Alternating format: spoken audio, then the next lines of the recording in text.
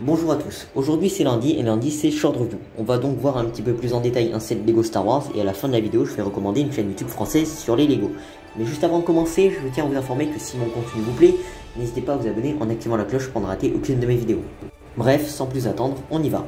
Aujourd'hui j'ai décidé de faire la review du set 75-365 un petit peu plus en détail. Alors il y a quelques semaines, quelques mois, je m'étais promis que j'achèterais ce set parce qu'il était super sympa, 170 balles, bon je le prendrais peut-être en promo. Je m'étais promis que j'allais prendre ce set parce qu'il y avait quand même une bonne poignée de figurines. Mais je me suis fait déjà vilipender en achetant le set 4+, le Temple Jedi de Tinu. Et donc j'ai préféré ne pas prendre le risque d'acheter un autre set Star Wars moche destiné aux enfants.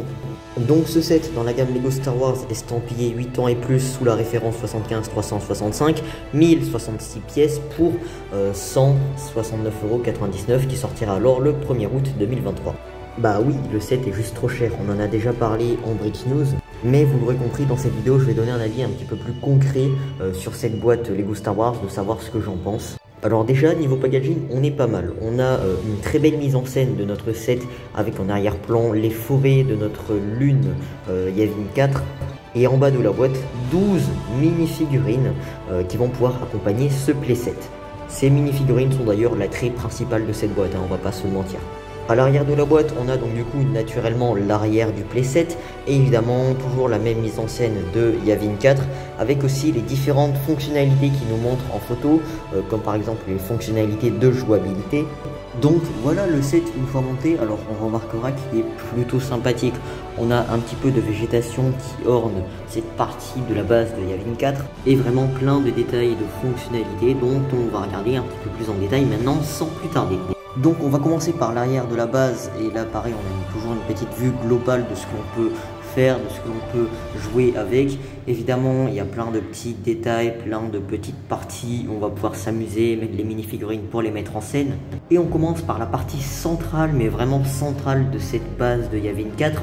On remarquera qu'en fait c'est un module qui va pouvoir s'assembler avec d'autres modules, que ce soit les extrémités, les toits, pour faire une construction qui est modulable. Et ce qui me fait penser que c'est modulable, on aura ici, je vous montre là, des espèces de briques avec des trous dedans, des briques techniques auxquelles on va pouvoir mettre des pinoches et auxquelles on va pouvoir assembler, que ce soit modulable, détaché, attaché. Quand on regarde à l'arrière de cette première partie, on a des briques transparentes bleues avec des autocollants qui forment alors des plans de prochaines missions pour se réunir avec évidemment un bureau, un ordinateur et des canons auxquels on avait vu tout à l'heure, plus précisément des stud shooters. Donc la partie supérieure de ce premier module là est plus destinée à mettre les mini-figurines, les mettre en scène, faire un espèce d'espace de débrief où évidemment les rebelles vont pouvoir se rassembler. Et la partie inférieure c'est la partie où le Y-Wing va pouvoir être en maintenance. Concernant la partie droite de la base de Yavin 4, on aura des empliages de briques, notamment des slopes en dark tan. Et à l'intérieur, on aura deux parties, donc la partie inférieure qui est vide malheureusement, avec un petit peu de stickers et des briques pour faire les centres de commande, le panneau de commande comme ici vous pouvez le voir. Et la partie supérieure qui possède une brique avec un autocollant, avec le logo de la rébellion, une espèce de drapeau. Et pour accéder à la partie supérieure, rien de plus simple, Lego nous a mis juste ici une petite échelle. Donc voilà, quand on regarde la partie supérieure un petit peu plus en détail, on remarquera qu'on a 3 sièges, un espèce de tableau auquel le général Dodonna va pouvoir donner des conférences à ses pilotes de la rébellion. Bon, alors niveau détail, on y repassera, hein. C'est très simpliste, on a des sièges vraiment très simples. On remarquera qu'il y a une absence par contre de détails sur la partie inférieure. À part nous mettre à ma gauche un espèce de porte blaster, bah en fait c'est vide pour la partie inférieure et ça c'est vraiment dommage. Ensuite pour l'extrémité gauche de cette base de Yavin 4, on a pareil une partie supérieure et une partie inférieure. La partie inférieure quant à elle est ornée de casiers, pourquoi pas, c'est un petit peu plus détaillé que la partie inférieure de l'autre extrémité, néanmoins c'est pas non plus super bien rempli. Quant à la partie supérieure, elle est vraiment moche, mais c'est pas détaillé, c'est quoi ça? On a une espèce de brique ronde qui pourra faire une table de réunion et des barrières pour pas que les figurines tombent, quelques briques pourquoi pas, mais ça reste super simpliste. Lego aurait pu détailler ça un petit peu mieux. On se consolera via cette photo que l'on a une brique avec cette fois-ci un énième sticker qui pourra faire un espèce de tableau de bord de centre de commande derrière la princesse Leia. Et évidemment, pour un petit peu plus de crédibilité, une petite échelle pour monter sur cette partie supérieure. Ensuite, on a la partie haute centrale qui est donc du coup l'espèce de toit de cette base Yavin 4. Le moment où Luke, Han et Chewbacca sont récompensés via une médaille. Donc ça c'est ce qui est pour la partie extérieure. On remarquera qu'on a toujours évidemment la couleur Darktan qui domine cette partie-là, avec la présence d'un petit peu de végétation à l'extérieur qui est très acceptable. Évidemment, dommage que Lego ait mis trop de tonneaux apparents. J'aurais préféré avoir un petit peu plus de plates lisses.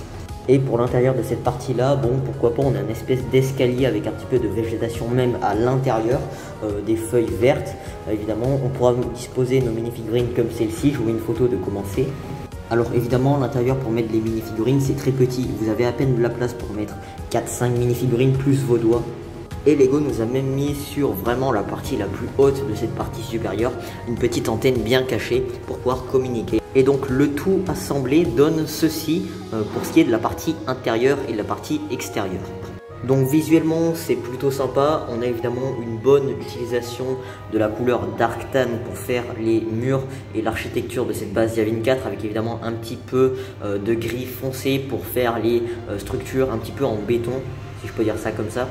Lego nous a même mis un petit arbre qui se situe juste à côté de la base Yavin 4 que l'on va pouvoir détacher par la suite, qui est très simpliste. Ça aurait pu être mieux fait.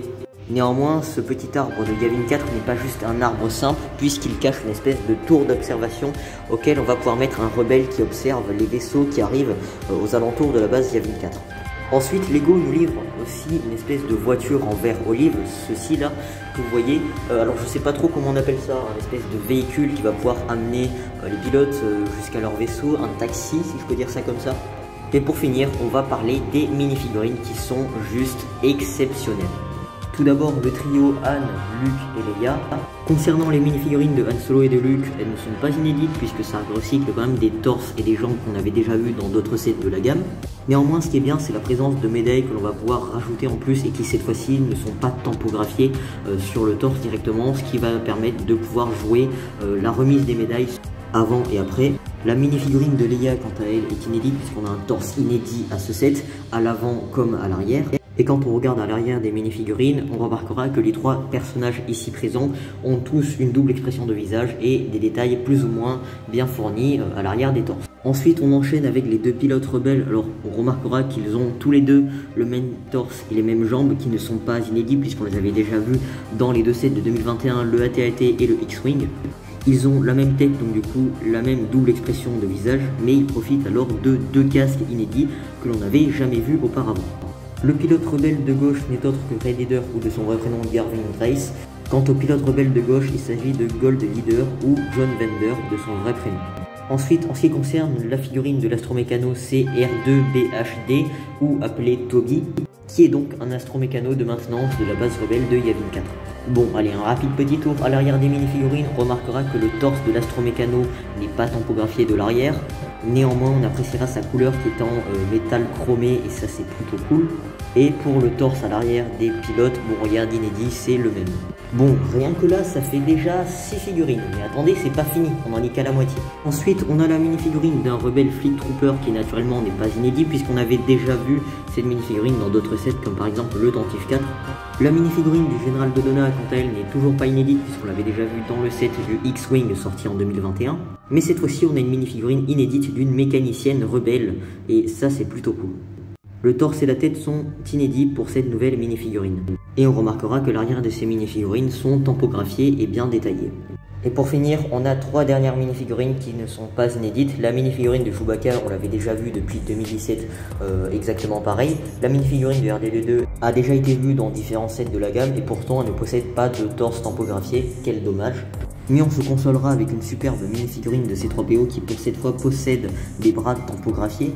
Elle n'est pas inédite et a déjà été vue dans le Landspeeder UCS. Ensuite, concernant le Y-Wing fourni dans cette boîte, c'est de l'échelle Chibi. Et on a un code couleur de blanc et de jaune avec évidemment quelques détails en mode Kriegling et des lance-missiles. Donc honnêtement, le Y-Wing, je le trouve plutôt sympa. Donc voilà, il est temps de conclure cette vidéo short review sur le 775-365, la base de Yavin 4 qui sortira le 1er août. Alors globalement le set est plutôt correct malgré quelques manques de détails sur différentes parties de cette base Yavin 4. En même temps c'est un playset. Les minifigurines sont géniales mais elles sont recyclées, ça c'est dommage.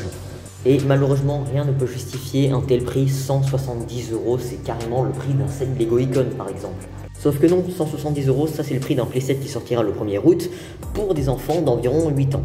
Les fans voulaient une base Yavin 4, Lego leur répond avec un playset moche et juste trop cher. On peut aussi voir que le set est à moitié plein, en considérant la construction comme un présentoir de luxe pour des mini-figurines. C'est toujours mieux qu'une vitrine. Vous l'aurez compris, il s'agit là d'un simple jouet pour enfants avec une base Yavin 4 beaucoup trop grossière et qui a un potentiel d'exposition très limité. Et le seul intérêt principal de ce set sont les mini-figurines. Ensuite, j'ai fait cette petite vidéo présentation de ce set sans avoir le set pour exprimer mon avis sans pouvoir me ruiner. Donc n'hésitez surtout pas à me dire en commentaire de ce que vous en pensez de ce concept de short review. N'hésitez pas à me dire ce que vous pensez de ce set en commentaire, n'hésitez pas à liker la vidéo si elle vous a plu, n'hésitez pas à vous abonner en activant la cloche pour ne rater aucune de mes vidéos si mon contenu vous plaît. Aujourd'hui, je vous recommande la chaîne Beauty Builder, une chaîne française sur les Lego qui fait principalement du coup des mocks, pas mal de mocks. Il a sorti récemment, et c'est sa dernière vidéo, la vidéo haul spéciale Clermont-Ferrand que je vous invite à aller voir. C'est une très bonne vidéo de haul de pièces détachées par exemple. Mais il fait aussi pas mal de vidéos de présentation de mocks à thématique Star Wars, des mocks qui sont vraiment super sympathiques. Ils sont vraiment incroyables et puis ça remonte quand même il y a un an. Alors il y a très peu de vidéos sur sa chaîne et au moment où je vous parle il a que 188 abonnés. Donc ce que je vous invite à faire c'est quand même d'aller lui donner les 200 abonnés, comme ça il sera un petit peu content. Et puis honnêtement pour la qualité de ses mocks il mérite beaucoup plus d'abonnés que ce qu'il a. Donc si cette petite chaîne YouTube sur les Lego vous intéresse, je vous mets le lien de sa chaîne en description et en commentaire épinglé. Et quant à moi je vous dis du coup cette fois-ci à dans 2 semaines.